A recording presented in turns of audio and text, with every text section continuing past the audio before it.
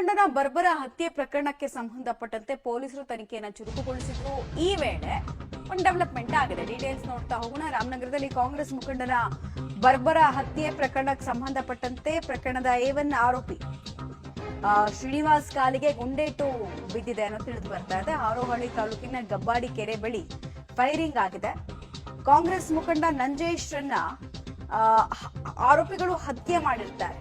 ಆರೋಪಿಗಳನ್ನ ಬಂಧಿಸೋದಕ್ಕೆ ತೆರಳಿದ್ದ ವೇಳೆ ಪೊಲೀಸರನ್ನ ತಪ್ಪಿಸಿಕೊಳ್ಳೋದಕ್ಕೆ ಯತ್ನಿಸ್ತಾರೆ ಇವರು ಅಕ್ಯೂಸ್ಡ್ಗಳು.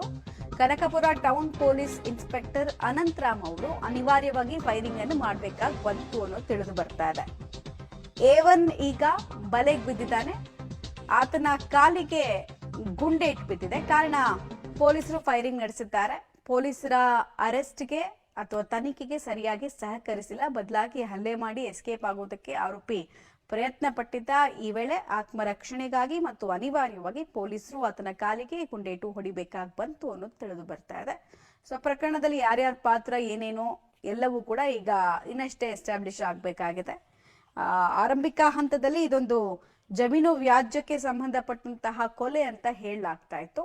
ನೋಡೋಣ ಏನೇನ್ ವಿಚಾರಗಳು ಗೊತ್ತಾಗತ್ತೆ, ಯಾರ್ಯಾರು ಸುಪಾರಿ ಕೊಟ್ಟಿದ್ರು, ಏನ್ ಕತೆ ಅನ್ನೋದೆಲ್ಲ ತಿಳಿದು ಬರುತ್ತೆ. ಈಗಾಗ್ಲೇ A1 ಅನ್ನ ಬಂಧಿಸುವ ನಿಟ್ಟಿನಲ್ಲಿ ಪೊಲೀಸರು ತೆರಳಿದ್ರು ಅನ್ನೋದನ್ನ ನಾವು ಹೇಳ್ತಾ ಇದ್ವಿ. ಆಗ ಫೈರಿಂಗ್ ಆಗಿದೆ ಅಂತ. ಈ ಪ್ರಕರಣದಲ್ಲಿ ಇನ್ನೂ 3 ಜನ ಆರೋಪಿಗಳಿದ್ರು.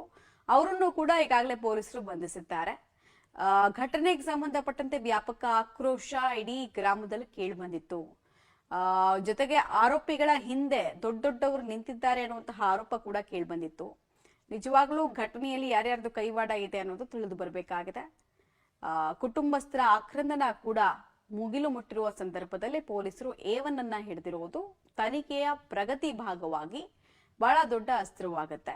ನಂಜೇಶ್ ಕೊಲೆ ಮಾಡಿದಂತಹ ಆರೋಪಿಗಳನ್ನ ಈಗ ಪೊಲೀಸರು ಹೆಡೆಮುರಿ ಕಟ್ಟಿದ್ದಾರೆ. ಅಂತಿಮವಾಗಿ A1 ಸಿಕ್ಕಿರ್ಲಿಲ್ಲ, ಈಗ ಸಿಕ್ಕಿದ್ದಾನೆ ಪೊಲೀಸರ ಕೈಗೆ. ಮೊದಲು ಆತನನ್ನ ಆಸ್ಪತ್ರೆಗೆ ಸೇರಿಸಿ ಚಿಕಿತ್ಸೆ ಎಲ್ಲ ಕೊಡಿಸಲಾಗುತ್ತೆ. ನಂತರ ಕೊಲೆಗೆ ಯಾರು ಪ್ಲಾನ್ ಮಾಡಿದ್ದು, ರೇಖಿ ಮಾಡಿದ್ದು ಎಲ್ಲಿ, ಮುಹೂರ್ತ ಇಟ್ಟಿದ್ದು ಯಾರು, ಮತ್ತೆ ಇದರಲ್ಲಿ ಬೇರೆ ಇನ್ಯಾರ್ದಾದ್ರು ಇನ್ವಾಲ್ವ್ಮೆಂಟ್ ಇದೆಯಾ ಅನ್ನೋದು ಗೊತ್ತಾಗತ್ತೆ.